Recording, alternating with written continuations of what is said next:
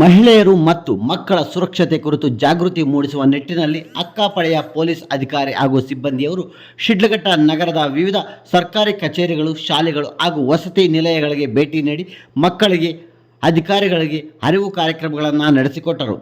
ಶಿಡ್ಲಘಟ್ಟ ತಾಲೂಕು ಕಚೇರಿಗೆ ಭೇಟಿ ನೀಡಿದ ಅಕ್ಕಪಡೆ ತಂಡವು ತಹಶೀಲ್ದಾರ್ ಗಗನ ಸಿಂಧು ಅವರಿಗೆ ಕರ್ನಾಟಕ ರಾಜ್ಯ ಮಹಿಳಾ ಆಯೋಗದ ಬ್ಯಾನರ್ ಹಾಗೂ ಕ್ಯಾಲೆಂಡರ್ಗಳನ್ನು ನೀಡಿ ಅಕ್ಕಪಡೆಯ ಕಾರ್ಯವೈಖರಿ ಮತ್ತು ವಿವಿಧ ಸಹಾಯವಾಣಿಗಳ ಕುರಿತು ಮಾಹಿತಿ ನೀಡಲಾಯಿತು.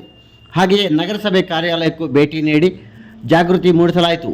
ಅಲ್ಲದೆ ಅಲ್ಪಸಂಖ್ಯಾತರ ಮೆಟ್ರಿಕ್ ಪೂರ್ವ ಬಾಲಕಿಯರ ವಿದ್ಯಾರ್ಥಿ ವಸತಿ ನಿಲಯ, ಶಿಡ್ಲಘಟ್ಟ ತಾಲೂಕಿನ ಬಶೆಟ್ಟಹಳ್ಳಿ ಹೋಬಳಿಯ ದೊಡ್ಡತೇಕಹಳ್ಳಿ ಸರ್ಕಾರಿ ಪ್ರೌಢಶಾಲೆ ಹಾಗೂ ದ್ಯಾವಪ್ಪನಗುಡಿ ಸರ್ಕಾರಿ ಪ್ರೌಢಶಾಲೆಗಳಿಗೆ ಭೇಟಿ ನೀಡಿ ಅಕ್ಕಪಡೆ ತಂಡವು ವಿದ್ಯಾರ್ಥಿನಿಯರಿಗೆ ಅಕ್ಕಪಡೆಯ ರಚನೆ ಮತ್ತು ಕಾರ್ಯವೈಖರಿ ಕುರಿತು ವಿವರಣೆ ನೀಡಿದರು.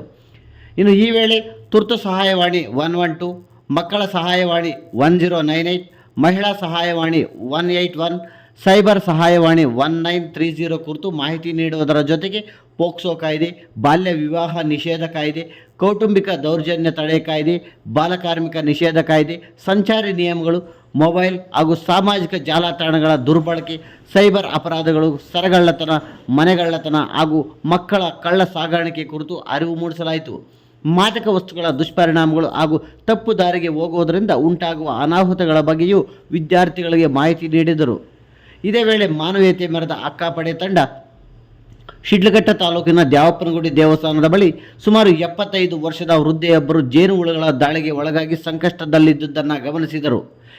ಸುಮಾರು 20ರಿಂದ 30 ಜೇನುಹುಳುಗಳು ಕಚ್ಚಿದ್ದರಿಂದ ತೀವ್ರ ಅಸ್ವಸ್ಥಗೊಂಡಿದ್ದ ವೃದ್ಧೆಗೆ ತಕ್ಷಣವೇ 108 ಆಂಬ್ಯುಲೆನ್ಸ್ಗೆ ಕರೆ ಮಾಡಿ ಪ್ರಾಥಮಿಕ ನೆರವು ಒದಗಿಸಿ ಹೆಚ್ಚಿನ ಚಿಕಿತ್ಸೆಗಾಗಿ ಶಿಡ್ಲಘಟ್ಟ ಸಾರ್ವಜನಿಕ ಆಸ್ಪತ್ರೆಗೆ ದಾಖಲಿಸಲಾಯಿತು. ಅಕ್ಕಪಡೆಯಿಂದ ಈ ಜಾಗೃತಿ ಕಾರ್ಯಕ್ರಮಕ್ಕೆ ಹಾಗೂ ಮಾನವೀಯತೆಗೆ ಸಾರ್ವಜನಿಕರಿಂದ ಪ್ರಶಂಸೆ ವ್ಯಕ್ತಪಡಿಸಲಾಯಿತು. ಈ ವೇಳೆ ಪೊಲೀಸ್ ಇಲಾಖೆಯ ತುಳಸಿರಾಮ್, ಅಕ್ಕಪಡೆ ಕಮಾಂಡೋಸ್ ಮಮತಾ ಎಂ, ಲಕ್ಷ್ಮೀ ನರಸಮ್ಮ ಹಾಗೂ ವಿವಿಧ ಶಾಲೆಗಳ ವಿದ್ಯಾರ್ಥಿಗಳು, ಶಿಕ್ಷಕರು ಸೇರಿದಂತೆ ಆಯಾ ಇಲಾಖೆಯ ಅಧಿಕಾರಿಗಳು ಉಪಸ್ಥಿತರಿದ್ದರು.